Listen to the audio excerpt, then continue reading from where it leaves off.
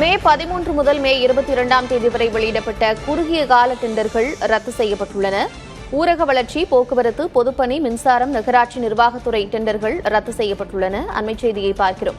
தாவேக ஆட்சி அமைத்த பிறகு குறுகிய கால டெண்டர்கள் மூலம் பணிகளை மேற்கொள்ளக்கூடாது என்று ஆணை பிறப்பிக்கப்பட்டிருக்கிறது. ஏற்கனவே மாநகராட்சி, ஊரக வளர்ச்சித்துறையில் குறுகிய கால டெண்டர் விட்ட அதிகாரிகள் சஸ்பெண்ட் செய்யப்பட்டிருக்கிறார்கள். 100க்கும் மேற்பட்ட குறுகிய கால டெண்டர்கள் ரத்து செய்யப்பட்டிருக்கின்றன.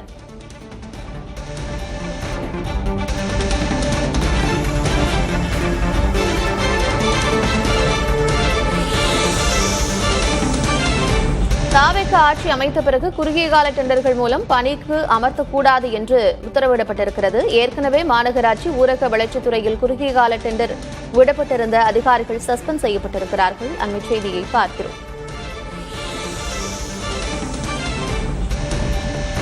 நிர்வாக காரணங்களுக்காக குறுகிய கால டெண்டர்கள் ரத்து செய்யப்பட்டிருப்பதாக சொல்லப்பட்டிருக்கிறது.